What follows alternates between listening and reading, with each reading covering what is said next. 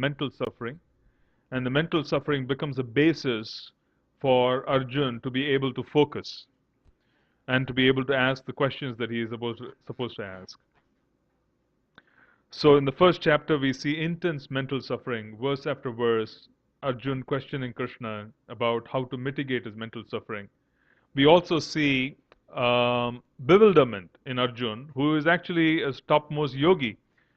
One who is situated on the platform of devotional service is a topmost yogi, but then he displays bewilderment for our benefit. He is put into bewilderment and he displays bewilderment.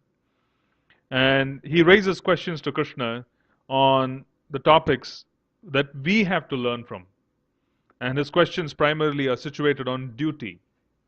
And duty comes forth from establishing an identity. As a father, I have certain duties. And this is based on an identity of being a father. Similarly, as a husband, I have certain duties. As a professional, I have certain duties. As a male, I have certain duties in society. Similarly, we also have a situation of being a devotee, we have duties. So, being a devotee is a core identity, and there are certain duties born out of it. Now, when Arjun raises questions that are quite perplexing in the first chapter, he is raising questions on what kind of priorities should I set for myself? What should be my duty? What kind of duties should I take up?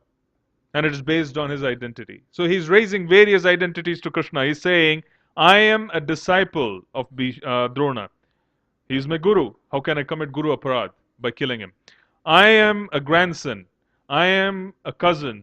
I am a nephew. I am so many different relationships to the persons who are in front of me who are eager to seek battle. These are different identities. I am a Kshatriya. I am a king. Right? How do I optimize? How do I bring forth the identities and choose the right kind of duty? How do I perform duty? Which is the perplexed situation that Arjuna is facing, which is also the same situation that we face. Because the complexity of our lives in the modern world is such that we have so many different aspirations and pressures which are imposed upon us. And those pressures and aspirations are born out of identities. We have so many different identities and we seek to layer on other identities as well. And based on these identities, we assume that there are a certain set of duties to be performed. But those duties in themselves have to be prioritized. How much could we do in a 24-hour time frame? How much could we do in a week, in a year, in a lifetime? How do you prioritize? How do you align yourself? Because this is the situation on the battlefield of Kurukshetra. He has a battle to win. His opponents are giving him different lines of duty because of the identities that he has established. He has to prioritize, be able to execute, and become successful. So, what is the standard of success in life? A standard of success in life is also being established by Krishna. He is making it very clear that one who is considered to be successful is one who has identified 100% with the self. One who is in samadhi is considered to be successful, not one who is situated on the vagaries of the mind. Krishna establishes this in 2.55. Second chapter, 55th verse, he answers Arjuna and says that one who is not bewildered or does not engage in sense gratification based on mental concoction is considered to be one situated in transcendence. So he's setting a goalpost, saying very clearly that there cannot be any sense gratification based on mental concoction, and that is your standard. And that such a person is considered to be well situated because he is in transcendence. So he is defining the nature of a sadhu, he is defining the nature of the goal of life, and that goal of life comes forth from identity. Establishing a certain identity allows you to focus on the identity and execute duties accordingly. Everything else becomes a layered on priority. So, for instance, on days in which students have exams, for instance, on months in which they have an exam, they may have so many different activities in prior months. But there is a certain level of focus because they start focusing on the identity of being a student just before the exams. Everything else moves away. right? I was reading a book about someone, actually my spiritual master, who contracted terminal cancer in 2004. And in 2004, August 5th, he contracted or he was diagnosed with melanoma, very aggressive form of melanoma. And in that point, he started writing a journal. And the book became, the title of the book was Die Before Dying. Die Before Dying, because he started writing a journal. And he said that I died on August 5th, 2004. That was the day was diagnosed. He died on August 5th, 2004. He said, I died on August 5th, 2004. Practically, for all practical purposes, this body is finished. It's just a matter of time. I'm walking around. It seems as if I'm alive. This body is over. It's finished. We are moving on with this. Right. So he started writing those books in the journal. It's a very wonderful, beautiful book for anyone to read. It's practical. It actually talks about the suffering of a man at the very end of his life, but also talks about the immense focus on the identity, the core identity. So now one who is faced with such terminal disease has their priorities completely moved around. Someone who is faced with terminal disease, imagine this. The whole teaching of the Bhagavad Gita is about establishing a core identity. And what is that core identity based on? It is based on the spirit. It's not based on the body. It's not based on the mind. It's based on the spirit. But when you have disease, there is so much focus on the body. Is it not? When we have disease, we are so much focused on the body because the body hurts, it's abnormal, there are certain changes, there are visits to the doctor, visits to the hospital, bills to pay. So many different anxieties come forth when there is serious disease. And that is nothing but a focus on the body. So just when there is such intense focus on the body, one is meant to focus and go deeper inside. Isn't it? Which is a huge challenge. How will you focus and go deep inside and constantly remain in touch with your original self while there's such a demand from the physical aspects of your existence? The body hurts, for instance, right? There's a fever, there's a flu, the body hurts. Isn't that a distraction? Wouldn't that make you focus more on the body? So his disease was such that it was very progressive. He could not sleep. The pain, actually, the cancer spread so fast to the bones became brittle. One day, he was in the hospital. He was visiting the hospital for some tests, and he didn't realize the bones had become so brittle. He was sitting in a wheelchair, and he had his bag down there, and he just wanted to reach out to pick his bag, and he heard a snap. They found the collarbone had broken. He didn't realize that the bones and everything had become so worn out that it was so brittle that his body was in such a bad shape.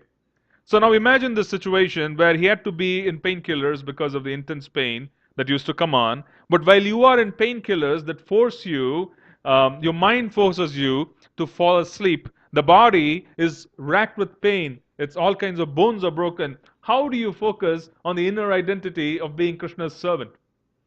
Can you imagine this? It's such a distraction for us to even think about intense pain and us being able to focus or wanting to focus on something much deeper. So it's an intense challenge that he was going through during his last days, and that book and the diary that he wrote is very revealing. It's very revealing. How do you focus on this? So how do you start training yourself to reach that platform where your focus is always inward? No matter what the distractions are externally, you have the ability and the training to be able to focus inward and establish yourself in the identity of being Krishna's servant. That's yoga, that's meditation. That's yoga. The idea is you go deep enough and you're connecting to your original self, which has nothing else but a focus on service to the Lord's lotus feet. Nothing else. There cannot be any other priority. And in such a state, one is able to perform yoga because that's the kind of test everybody has to prepare for. Not that everybody has to go through such intense situations, but being born in this world means there is scope, there's a possibility. So it's not a joke. So now in such a situation, understand this, that our complexity, based on our capacity to perform yoga is not quite different from the complexity faced by Arjun, given the fact that his capacity for yoga was so great that he had a certain level of complexity. Our capacity for yoga, our connection with the Lord, is such that we have a certain capacity and we are being tested at that level. Right. So how different is it? It is not very different. We are all being tested in different levels. Arjun was tested under certain circumstances. We are being tested under different areas. Right. So we will have to turn and focus on practice at this time when it is easier. This would allow us to move forward. Is it not? If you do not practice now when the going is good, how would you be able to cope at a time while you would not have the capacity to concentrate? If you do not have the capacity to concentrate and you don't have the capacity to focus, how will you manage? It's not possible. That's the issue with most people. They somehow feel that age is directly connected to the performance of Bhakti Yoga. Age is directly connected to us being able to establish ourselves in our eternal identity. I have to be a certain age for me to be able to start. The fact is, the moment we are born, we are in danger. And we have to take the first steps the moment we are born. And being born in a house which is grounded with people who are used to connecting to the Supreme is a great blessing. Because the environment is being set up in such a way that from the very first step, the soul has the opportunity to take the steps towards the Lord. The environment is already being set up. The environment is being set up. The priorities are being set. Examples are already being set. The goals are being very clear. How do you gratify your senses? Who do you think we learn from? We learn from our parents. Don't we? Because we observe our parents in childhood and we learn and we set standards on how I should be enjoying a certain way. What is the standard of life I should be setting for myself? What should I pursue? In most cases, conventional cases, it is the home which is going to set the rules and set the grounds. In certain cases, people go completely the opposite direction, which is wonderful. But that is not normal because there are so many impressions created at the very young age. And those impressions are what is going to allow us to move forward. Is it not? Those impressions are what is going to allow us to move forward. So now you have this peculiar situation of Arjun being completely perplexed because he has multiple identities to choose from. And he is in a very complex situation. He has to take a decision. His decision should be that I'm going to follow one identity and I'm going to act based on that identity. Wasn't that the choice that Arjun had? He was in the battlefield. If he had to choose to be a grandson of Bhishma, he would have failed Krishna. If he had to choose to be a Kshatriya, he would have failed Krishna. Because a Kshatriya, again, would have been distracted by many other taunts and so on and so forth. But here, he was asked to be even more than a Kshatriya. If he was asked to be a disciple of Drona, he would have failed everyone. Because he would have been a disciple of Drona and he would have said, I cannot fight my spiritual master. I cannot fight my guru because my guru is right in front of me. Now his decision was, what identity should I be focused on so that I can take the right decision? And it was a life or death situation. Success on the battlefield meant that he had to choose an identity. Isn't it amazing? He had to choose an identity. He was forced into a corner where he was asked to choose an identity, and that particular choice was going to determine his success. We are in similar corners. We have been put in the corner, we have been asked to choose an identity. The complexity that's going to come in life is going to require us choosing an identity, a core identity, building everything else around it. So Arjun made the right choice, but it took Krishna, the Bhagavad Gita, for Arjun to reach that right choice. At the very end, Krishna gives him instructions. Sarva dharman parityajya. What is dharma? Dharma is duty born out of an identity. Duty born out of an identity. Sarva dharman parityajya. Krishna says, do not worry about any other identity and duties born out of any other identity. Mam ekam sharanam raja. Surrender unto me. Aham tvam sarva papebhyo mokshayasmi. I will completely absolve all the sinful reactions that you think will happen if you do not take care of your other identities. Masuchaha. That instruction allowed Arjun to set aside all these identities, choose a core identity, and start taking decisions. Is it not? So it's a very powerful situation because it is a powerful situation for us to consider. We are in the same situation as Arjun. Undoubtedly, categorically, we have been put in the same situation. Do not ever assume that our not being able to fix ourselves on the proper identity is crucial for our future. It is extremely crucial for our future to choose an identity. And what is that identity? It has to be at a level that will not be disturbed. It has to be at a level which is going to be the core. It is almost like saying that I have an infection and the infection has a symptom of a fever. Infection has symptom of pain. And I'm going to take some painkillers, I'm going to take some, you know, maybe some paracetamol or Advil or Tylenol for me to reduce the fever. And just reducing the fever, reducing the pain, is not going to take the infection out because the solution that's being provided is superficial. Is it not? Similarly, when we choose identities based on the body, based on the mind, and set that as a prime property, or rather the biggest focus of our life, it gets challenged. Those identities will be challenged, that's a guarantee. Any identity of ours which is based on the body is going to be challenged. 100%. Either there would be relationship problems, there would be challenges. Everyone goes through that at some point or so. There would be health problems, it has got to do with the body, or there would be other kinds of problems which would challenge the situation. Because those identities are of this world, and this world is material, it is in a state of flux, it will be challenged, undoubtedly. Right? So the success of a man or a woman is dependent on decisions. Does everybody agree? It is decision making. Primarily, you will have to take decisions in life, be it in corporate life, be it in domestic life, whatever the case may be. This is all about decision making. But then how do you take a decision which can have such far-reaching effects in your life? What kind of a career decision can you make? What kind of a professional choice will you have? What kind of a relationship choice will you be making?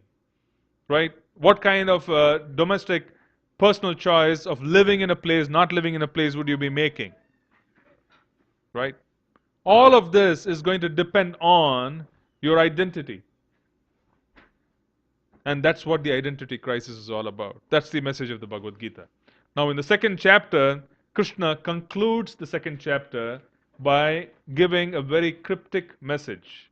It is somewhat cryptic, it's been misunderstood by many, but I just want to read it today, and it has got everything to do with the identity.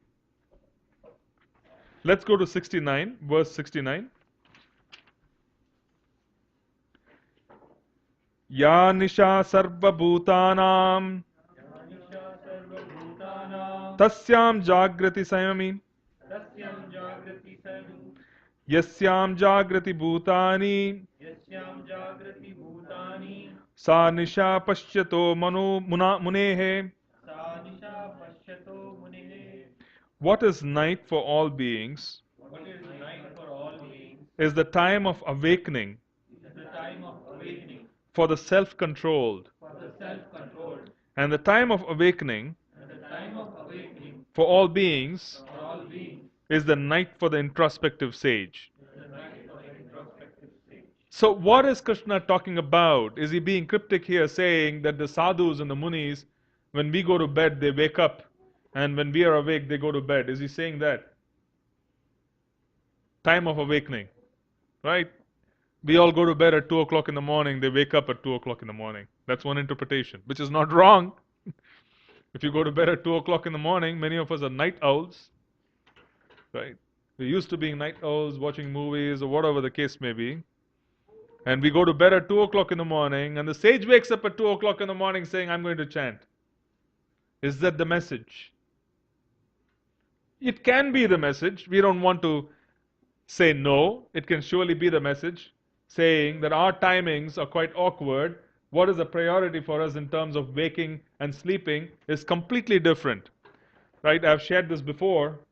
The human body is completely trainable. Was it the previous week?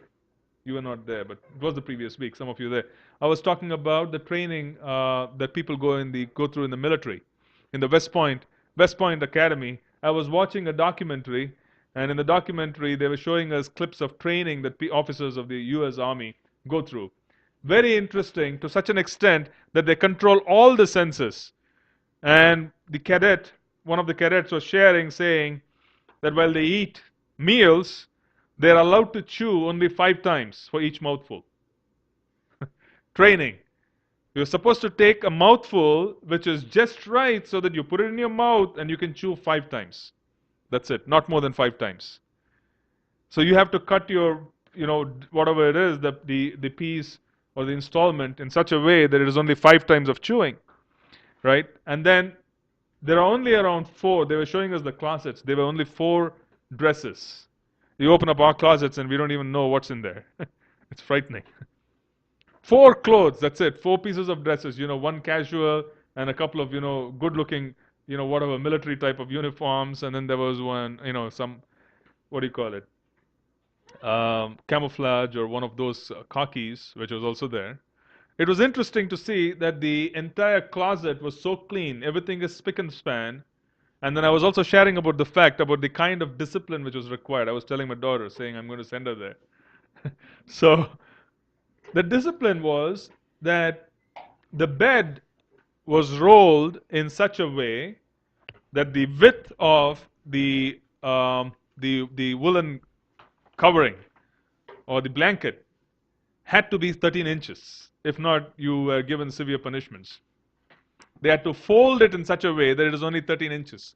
So now this level of discipline was imposed upon kids who were 16, 17, who had just graduated out of high school. These were not people with military training. These were kids who had just graduated out of high school, and they have come into West Point for officers training, and they were being put through. And you can imagine what they are when you enter into the college, when you're just graduating out of high school. There's absolutely no structure, there's no form, there's no discipline. Right? There's absolutely no structure, form, or discipline while you're just graduating. But yet, these students were taken in by the academy, and you're put through a regimen, and all of this being done, why? Why is it being done? Isn't it a futile exercise if there isn't any scope? Quite obviously, it is known that you can train the mind and you can train the body to respond in certain ways because it's like a machine. It's like a machine. Right? So I have seen this before. In the case of, for example, sadhus, there are many sadhus, I know many sannyasis, so on and so forth, and even very serious sadhakas. Maybe you want to just collect it from him. Many serious sadhakas, right? They focus on sleeping early and waking up very early. They focus on sleeping early and waking up very early. So you go to bed at around 8 o'clock and they wake up at around 2 o'clock in the morning. So they go to bed at 8 and they wake up at 2 o'clock in the morning. Srila Bhaktivinoda Thakur, one of our saints, he is an exemplary Vaishnava, exemplary in many ways, an example for us because he was a Grahastha. He had 11 children. He was the chief judicial magistrate in Orissa in the 1800s, and there were only 2 Indians out of almost around 100 in the entire British government who were chosen for that position. So he was quite very well situated. He was a judicial magistrate. He was the chief administrator of the Jagannath Puri temple. And he had 11 children. In addition to that, he wrote and authored approximately 100 books in his lifetime. He re-established Gaudiya Vaishnavism and the sites of Gaudiya Vaishnavism and the birthplace of Lord Chaitanya in Mayapur. And he also fathered Srila Bhakti Siddhanta Saraswati Thakur. He was able to bring forth a wonderful son who was a spiritual master of Srila Prabhupada. All of this is being accomplished by one individual, and he is a grahastha. He is like us. He has a family and he has things to take care of. He is a professional. It was written that he was so efficient in doing his duties that he used to complete his duties in as little as 2 hours of what most people used to take around a whole day to complete. And what was his schedule to accomplish all of this? His schedule to accomplish all of this was that he used to, we can start from the evening because the day starts from the evening. He used to come home at around 5 o'clock and honor prasadam, and the prasadam was just 2 rotis, a little bit of rice, some little sabji and dal. Every day, this was the standard. And he used to go to bed at 7:30 in the evening. 7:30 in the evening, he used to be in bed. He used to wake up at 10 o'clock. 2.5 hours. Between 10 and 4 in the morning, he used to write. He used to philosophize, he used to write articles, he used to do many things between 10 and 4 in the morning. Between 4 and 4:30, he used to rest for half hour. 4:30, he used to start chanting, and he used to go on till 7 o'clock. At 7 o'clock, he again used to rest for half hour, and then he used to have his daily bathing and all that. He used to get ready, and around 8:30, he used to wait for visitors. Every day there used to be visitors.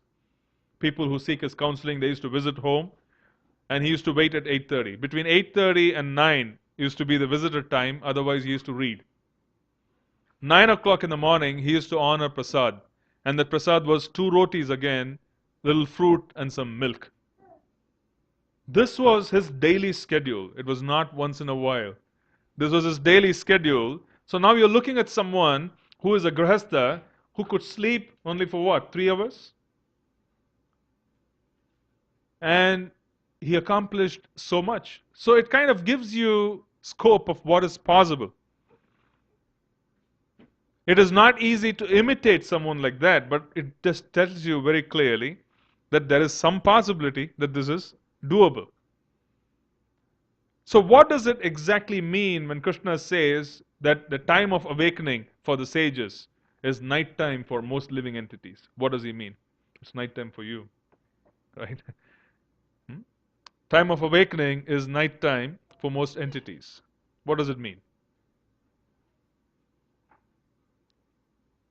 What does it mean? How do we experience life? How do we experience life? Through what? Through our senses, is it not? So we experience life through our senses. So our senses are either awake or they are dead to the world. Our senses are engaging with the objects of their senses in this world, or they are withdrawn from the objects of the senses in their world because we are focused on Krishna's lotus feet. Our senses can either be engaged in Krishna's service or they can be engaged in giving pleasure to ourselves. So when our senses are engaged in Krishna's service, that is considered to be dead or asleep as far as the material world is concerned. When our senses are completely engaged in aspects of this world, giving pleasure to itself, then they are completely oblivious and dead to the lotus feet of Krishna. So in one sense or the other, when our senses are awakened, the sages' senses, the munis' senses, the pious entities' senses, they become awakened at what time? They become awakened only to serve Krishna. Otherwise, they are asleep. The normal living entity's senses are constantly awake in sense gratification. But the Muni's senses are completely asleep in sense gratification. Don't you see the difference? So when the Muni's senses are completely awake, the rest of the world's senses are asleep. And when are the Muni's senses awake? When are they awake? giving pleasure to the service of the Lord. Yes, I'm sorry, giving pleasure to the senses of the Lord. The Muni's senses are completely awake because they are engaged in giving pleasure to the senses of the Lord. Similarly, if it were to be giving pleasure to themselves, the senses are completely asleep. They are not engaged in any gratification. But for an ordinary living entity, a sense gratificator, he or she is completely engaged in giving pleasure to his senses or her senses. And in such circumstances, they are awake when the Muni's senses are asleep. Isn't it? Two contradictory situations. So it's a beautiful verse at the very end of the second chapter which talks to you about one who is situated in Samadhi. One can be situated in Samadhi because they are deriving pleasure from giving pleasure to Krishna's senses. One cannot be without pleasure. Don't kid yourself. One cannot be without pleasure. There is no such thing as an inert existence because we are conscious beings. We are very conscious. We are not dead. So how do you manage this? It is managed because the senses are engaged in the Lord's service. They become purified, as a result of which they are not attracted to their objects as they normally would be. They develop a higher taste. Param drishtva nivartate. If you practice the eating of prasadam only for at least a year, okay, you will not have any taste for food which is not offered to Krishna. There will be no taste whatsoever. In fact, you would find it completely unpalatable. Unpalatable. You would not find any taste in it. Any taste. No matter what your restaurant is, who the great cook is, you will have absolutely no taste to eat food which has not been offered if you try it out even for 1 year. The sense of taste gets purified by tasting Krishna's prasadam. The sense of taste gets purified by calling out his holy names. You do that for 1 year, you will lose taste in that which is not connected to Krishna. Sevon mukehi jihvado. Right? So that's the process of Krishna consciousness where we purify our senses by bringing them in touch with Krishna's. And by purifying them, we attain purity of mind, purity of intelligence, and gradually we elevate ourselves and we seek only spiritual happiness. And when we are situated in spiritual happiness, one can have their senses completely withdrawn from this world. There is absolutely no need. There is absolutely no need for us to engage in sense gratification. And why is that so?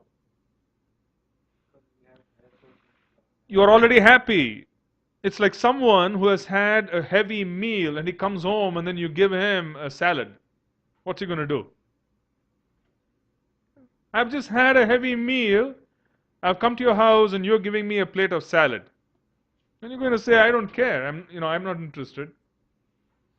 So someone who is Krishna conscious and someone who has attained the purity of the senses by engaging them in the Lord's service has the ability to completely withdraw from the world. And it is such a natural, organic process. There is no abstinence, so to speak.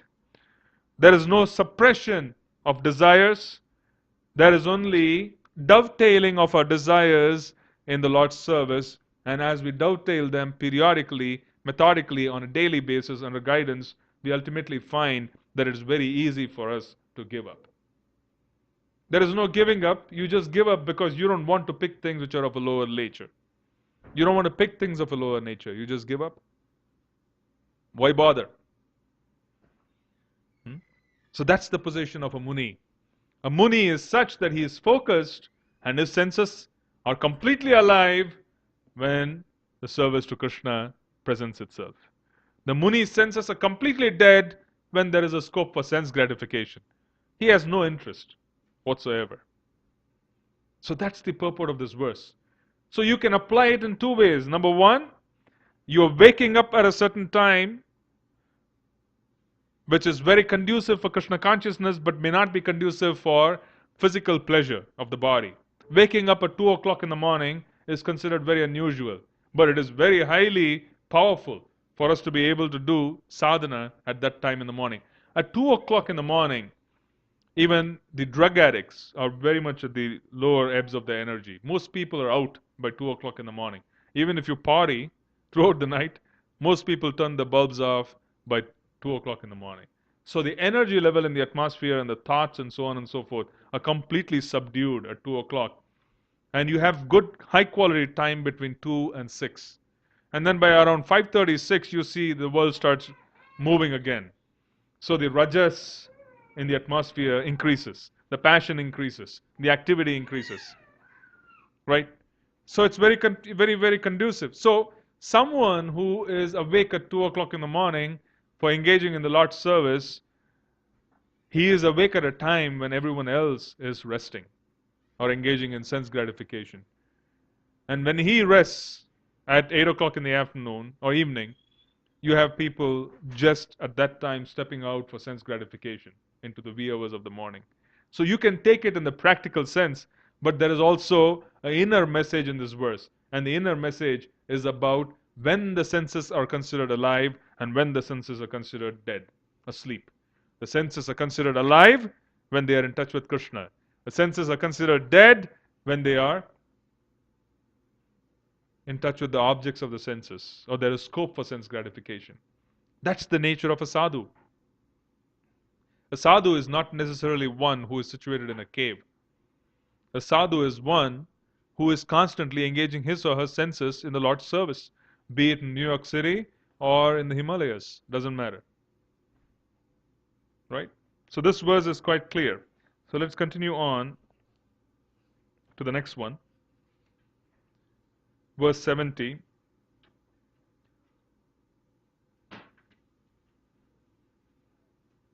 Apuryammanam achala pratishtam samudram apah pravishanti yadvat tadvat kamayam pravishanti sarve sashantim apnoti na kama kami. A person who is not disturbed by the incessant flow of desires that enters like rivers into the ocean, which is ever being filled but is always still, can alone achieve peace, and not the man who strives to satisfy such desires. So, two messages from this verse. Specifically, one has to realize that the deeper and deeper and deeper you dive into the ocean, lesser and lesser and lesser would be any disturbance that occurs on the surface. Srila Rupa Goswami, our primary acharya, he writes in the Bhakti Rasamrita Sindhu, comparing the nectarian ocean of devotional service to an ocean. And the devotees who participate in this ocean of devotional service are like the whales, the super giant, they call it Timingala in Sanskrit, which are like the super giant whales in the ocean. So deep down into the ocean, there they are situated. If there are earthquakes, he says, even if there are earthquakes, such giant mammals are not disturbed because they are so huge. And they are so deep within the ocean that they cannot be thwarted. Similarly, the ocean of devotional service is so deep, and a devotee who has a taste for devotional service, who dives deep within to taste the devotional service, he has gone in so deep that the superficial earthquakes caused by the occurrences of the material world do not shake them up.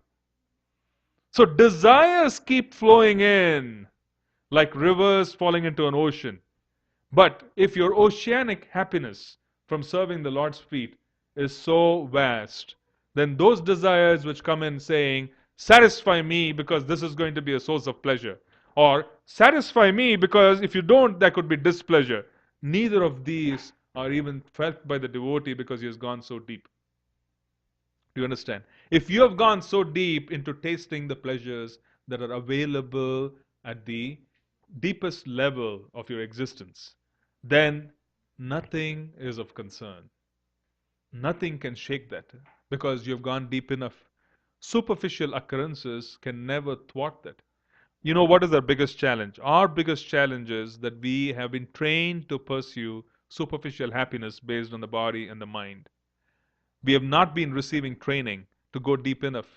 Our educational system is such that we have been trained, we have been methodically brainwashed to say that only this will give you a happiness. Only this kind of life will give you a happiness. Right. In India, especially so. Because in India, it is such that we are cultured from our childhood to compete and to excel. Nothing wrong with it. But we are cultured in such a manner that we are boxed into certain situations saying, unless you do this, your life would be a total waste. Unless you do that, your life will not be successful. The criterion for success, which is established, is completely off. In America, I used to be quite surprised. I used to have students come into the classes that I used to attend or sometimes even teach, and they were, in their early 30s, and they they used to tell me that okay, they went away to Europe for a few years. They were trying to do their own thing, and that didn't work out. They tried this, they tried that. Now they've taken up this course because they're going to be going next, and they have this plan. So, absolutely no problem for anyone to take on anything at any age. So, they're not being boxed into a certain situation saying you have to execute like this 1, 2, 3, 4, 5. If you don't do this, you're not going to have what you need to do. Whatever you need, it's not going to be given to you.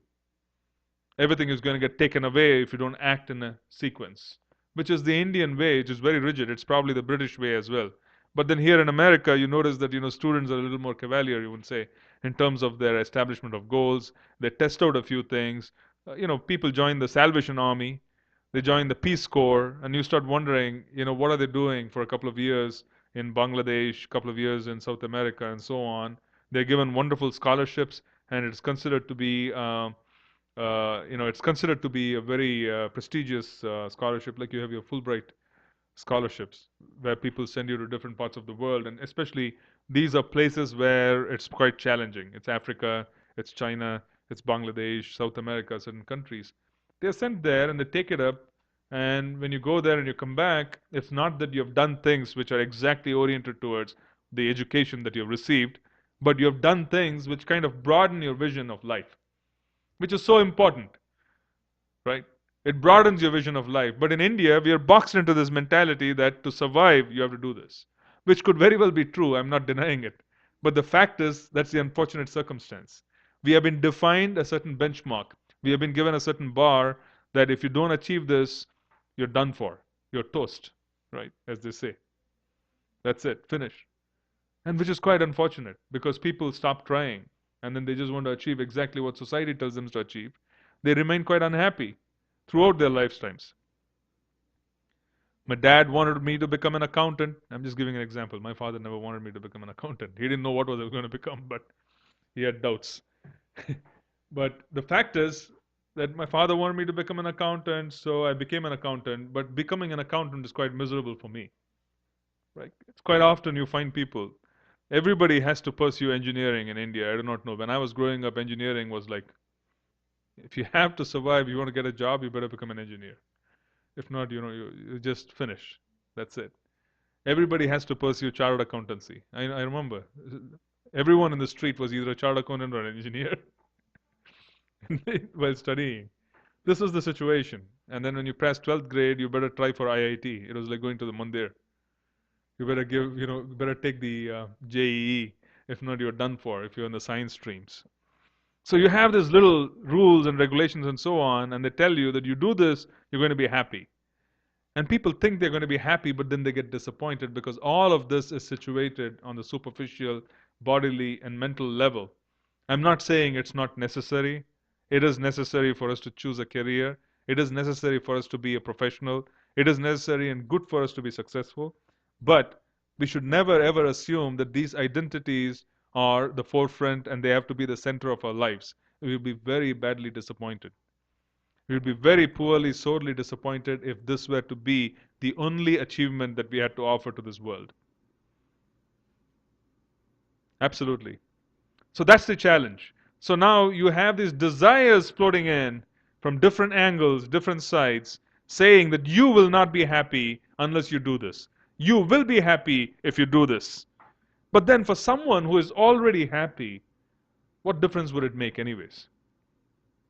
This is someone who has dived so deep into the ocean that he has absolutely no impact on these desires coming in.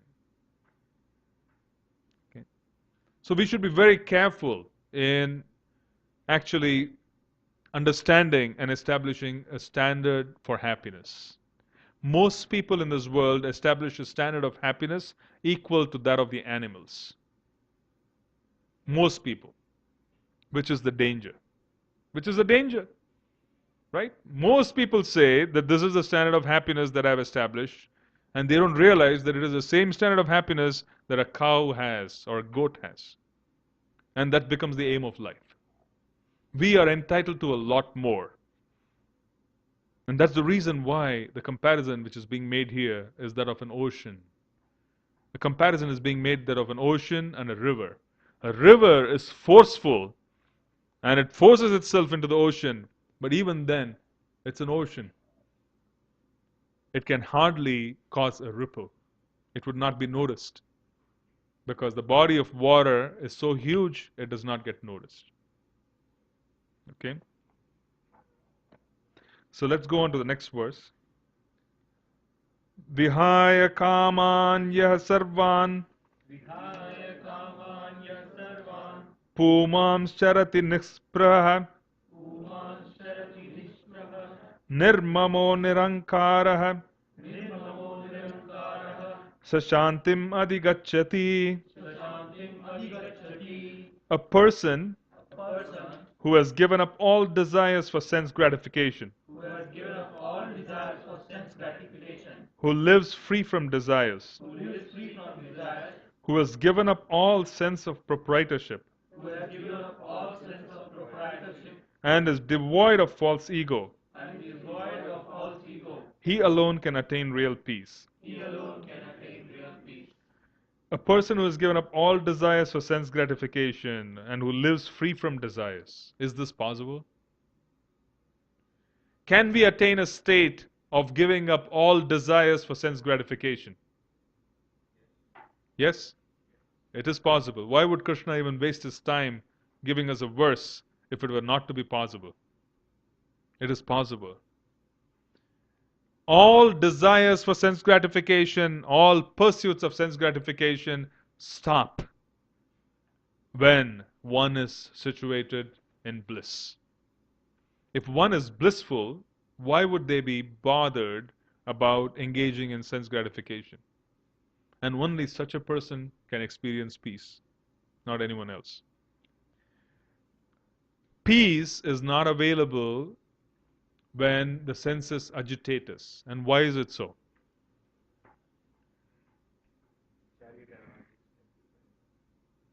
Exactly.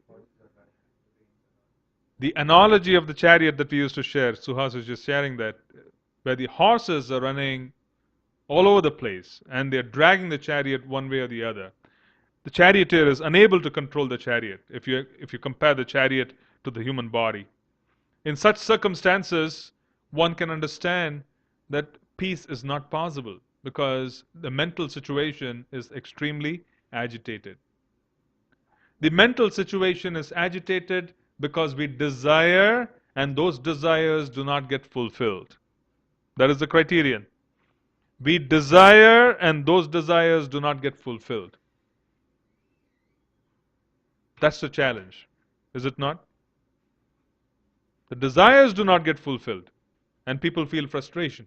So one who has gratificatory desires, desires for sense gratification, such a person can never be peaceful. Because desires will be there, they would agitate the senses and they would also cause great agitation because they would not be fulfilled. The devas or the higher beings, when they see us and they see the types of sense gratification we engage in, they have a big laugh. They laugh at us. It's pretty amazing. Because our standard of sense gratification is considered to be painful in other higher realms. What we consider to be pleasure is actually pain in higher realms. They laugh at us. They simply cannot comprehend how a human being spends a lifetime engaging in this activity and pursues this activity sets up different positions and programs for this activity, and he pursues it in all kinds of all walks of life and every standard. So they laugh at us. They really laugh and say that this is something ridiculous because this activity, this whole pursuit of sense gratification by a human being, is actually nothing but pain. It's a klesha. It's an affliction. It's a disease. The body is a disease. One who seeks pleasure from a disease is diseased. The body is a disease. We are not supposed to have these bodies. These bodies are an unnatural condition to us. These bodies and us are incompatible. If they were compatible, we would be blissful. These are incompatible. This is an incarceration. This is like a prison suit. This is like a disease which has to be given up, which has to be cured. Right? All treatment for the disease and cures start from deep within. And then the external cures come forth. They laugh at us because our standards of sense gratification are such that it's just ridiculous. For them to even see this and to even consider it and to pursue it is a source of great pain. It's amazing. A person who has given up all desires for sense gratification, who lives free from desires, who has given up all sense of proprietorship and is devoid of false ego, he alone can attain real peace. When do you give up proprietorship over anything? When you understand who you are, then you understand that I don't belong here. So when you travel in the train, let's say in India, you travel from Chennai to Delhi. When you travel from Chennai to Delhi in the train compartment, even it doesn't matter if it were to be AC first class or whatever in India, even that is really painful. Even if they give you an AC first class compartment or whatever the case may be, how attached will you be for decorating those compartments? Would you want to put in curtains? Would you want to do this? Would you want to do that? How attractive would it be, a proposition, for you to spend time and money decorating such a compartment? How much proprietorship will you have in the journey where you're going to sleep on Sunday evening and then wake up on maybe, what is it, Tuesday, I guess, if it's Madras to Delhi? 2 days or 3 days, whatever the case may be. How much time will you spend holding on to that compartment and worrying about the fact that it is dirty, worrying about the fact that the curtains are torn, worrying about the fact that the bathroom is not quite what you expected it to be? How much concern will you have in the journey? Some amount of concern because it disturbs you, but will it be earth-shattering? In terms of eternal time, our existence in this lifetime is almost a fraction of a blink. That's what this is. Our entire existence on this planet for millions of lifetimes is almost a flash in terms of eternal time. Who is the real proprietor? When you understand that you don't even belong to this planet, and that understanding is not superficial, it is not theoretical, it's practically experienced. In such situations, you will have absolutely no proprietorship whatsoever. Proprietorship has already been given up. It's a precondition. You give up proprietorship, number one, because you know you don't even belong here. You give up proprietorship knowing fully well that everything else belongs to Krishna, because you yourself belong to Krishna. When you feel that you are the property of Krishna, anything that you have, how could it have any other identity other than being his property? Anything. When you feel you are the property, how could anything else be of importance? Everything else becomes his property as well.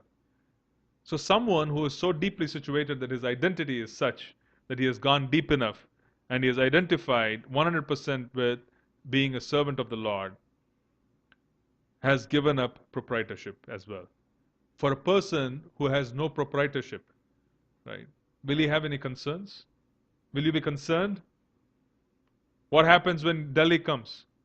You have traveled for 3 days from Madras, you have reached Delhi, you just leave that compartment and you move on because you don't really care If the bed is made, or it is upright, or it's broken, whatsoever the case, maybe you just move on. You don't get worried about it, do we? So we just leave the train, we leave the train compartment and we move on because that particular cabin, that particular suite, it's over. We are not the proprietor. So that's the beauty of someone who has understood proprietorship. One who has understood his real identity of being Krishna's servant. Such a person is truly peaceful. What are we worried about? We are constantly worried about losing things that we have because we play, proprietor. We're controllers. But people who have completely situated themselves in Krishna consciousness take care of things as if it belongs to them, but in reality with the understanding that they actually belong to the Lord. Sometimes when we borrow things, we may not be very careful. Right? Rent a car. How many of you rent a car and we take it easy, don't we? Somewhat. Right? Rent a car, we take it easy. In a similar fashion, we don't do that with this, whatever is being given to us. It's a very fine balance. This is Krishna's property. It's not my property. Therefore, I shall take care of it even better than I would if it were to belong to me. But yet, Krishna's property is Krishna's property. It should be used in His service. That's where my detachment comes. That's where real peace comes. It does not mean that you become cavalier in taking care of things. Srila Prabhupada had a wonderful example.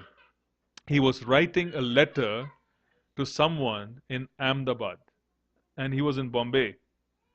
And when there were devotees going to Ahmedabad, and Srila Prabhupada had stuck 5 paise stamps, it was the early 70s, on the letter. He immediately removed the 5 paise stamp to ensure that the letter reaches by hand saying, go give it to them. I don't want to waste postage. Postage is not going to be wasted. He used to be extremely cautious. While he was driving by, if he sees a pipe open and water dripping, he would have them stop the car and he would go and close the tap properly. And he would say, this is Krishna's energy, it should not be wasted. That's real proprietorship. Right? Real proprietorship. So it does not quite mean that we become cavalier, we don't take care of things and we discard them and we don't really care, we live in any manner we want. No, that's not the purport of this verse. It means we understand who this belongs to. Understanding real proprietorship, we take care of things in such an efficient manner that the real owner would be pleased with it. That's what this means. Do you understand? So it's a little bit of a refinement. It's not something where we become completely detached to saying, let anything happen. It's not my property, it's Krishna's property. Krishna, it's okay if your property gets broken up. No, we take care of it because it is His property. And we are servants. We maintain it. One last verse, I just want to complete it because it's the end of the 2nd chapter. Next week we'll start the 3rd chapter. Esha Brahmi Sthitihi Partha Nainam Prapya Vimuhyati Sthitvasyamantakaalepi Brahma Nirvanam Rachyati. That is the way of the spiritual and godly life, after attaining which a man is not bewildered. If one is thus situated, even at the hour of death, one can enter into the kingdom of God. Even at the hour of death. Why is there a caveat given by Krishna saying even at the hour of death? Why is he even talking about the hour of death? The hour of death is quite perplexing. Death is painful. People lose a complete sense of balance. People lose all kinds of malfunctioning starts. Different body parts start malfunctioning. And people just can't focus. A human being finds it extremely difficult to focus at the hour of death.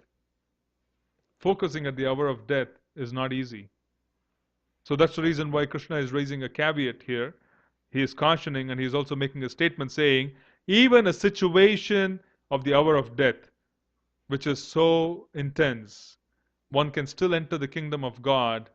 And why is that so? Because you cannot really crank up your Krishna consciousness in the last hour of living in this planet. You can't do that. You practice throughout the life so that you could be well situated in the last hour. And have you seen devotees leaving? Have you seen them? Krishna makes such wonderful arrangements for devotees to leave this planet. Wonderful. You will see that the faces are extremely peaceful. Extremely peaceful, the faces. Blissful almost. Wonderful arrangements are being made by the Lord. And they're able to focus. You have devotees surrounding them. They hear the holy names. You have Tulsi Malas and other Maha garlands and so on and so forth. There's an increased atmosphere which is surcharged with spirituality. And at that point in time, those arrangements are being made for sincere servants of the Lord. They leave taking the Lord's name. So the hour of death and the transition is very important for Vaishnavas. It is the case for everyone, but we prepare for it. We prepare for it. And it requires preparation. It's not easy to handle without preparation. It's like an exam, that's the final test. And one prepares for the final test. One has to prepare for the final test. You cannot manage otherwise. Okay? So with that, Krishna says that even if one is that situated, in the hour of death, one can enter the kingdom of God. Okay, with that, we will stop the second chapter. So in the second chapter is a summary. I will give a synopsis of what was achieved in the second chapter again before we start the third chapter, and how the third chapter is connected to the first and second. And we'll stop here for tonight. Yeah. I guess, is your mother uncomfortable? No. You're not uncomfortable. Hope not. Okay. Is there any question?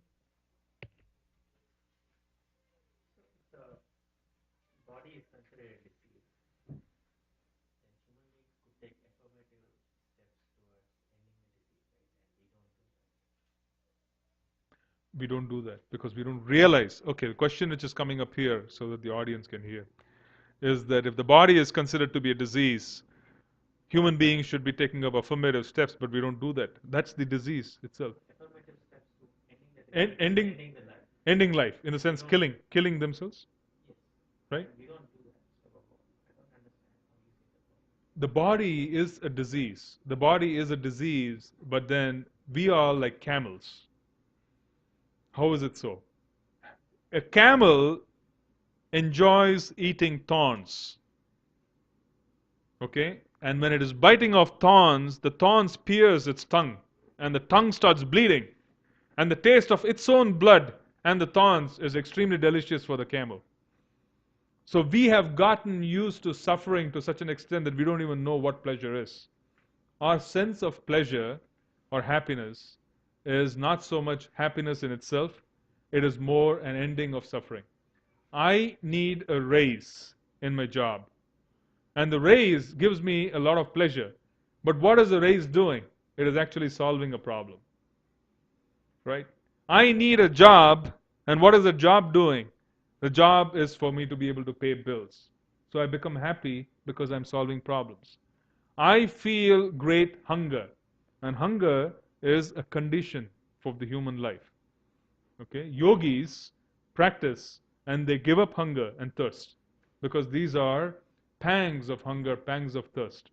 So we feel hungry and then we feed ourselves. In reality, we are ending pain, but we get pleasure out of it.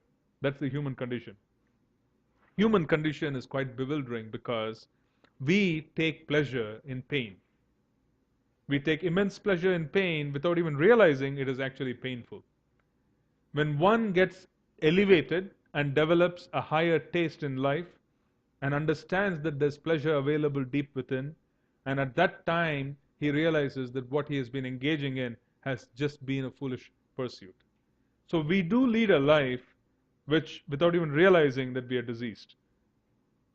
That's the reason why we don't end our lives as you made a statement saying, why don't we take action to end a life without realization. That's the reason why one who realizes that it's a disease immediately stops cultivating the disease, immediately stops cultivating pleasure, because he understands that there is no pleasure, it is just a disease, and he starts going deep within because he starts connecting to the real self. So, one who is really alive is one who has ended connections with the body. One who is dead, he may be alive for all we see. We could be walking around, we are just dead men and women walking. We are just dead men and women walking because we are identifying with the body. The body is dead, it's just a matter of time. Every body in this world is dead once it is born. It's just a matter of time. One who realizes that this body is dead and it should be used in such a way that I can cultivate my inner self, such a personality is actually alive. We cannot feel the bounce and the spirit of the inner self when the senses externally are so active. Both of these are not compatible. One has to be subdued for the other to be felt. It's more subtle. So that's the reason why the whole practice of spirituality evolves around regulation. Regulation, and regulation essentially means that normal things that we do get regulated and get purified so that our senses become refined and we develop a higher taste. Once we develop a higher taste, we start living. Right? That's real life. Because whenever you identify with something dead, we are dead people.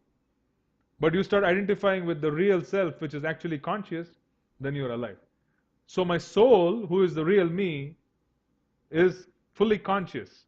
When I start focusing on activities that are connected to the soul, then I'm living.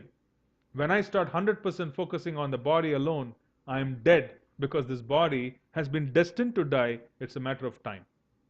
It does not mean, however, again, I'm raising these caveats too. It does not mean that we neglect the body. It does not mean we neglect our duties. It only means that we have a fine perspective of how to manage all of this while keeping our eternal identity in the forefront. We have to keep the eternal identity of being Krishna's servant right in the center. I am Krishna's servant, everything else is in the periphery, and we start building our activities around that particular identity. That's what it means.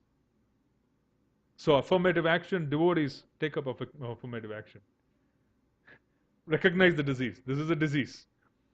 Don't keep feeding it. Don't keep pursuing pleasure which is substandard. It is substandard.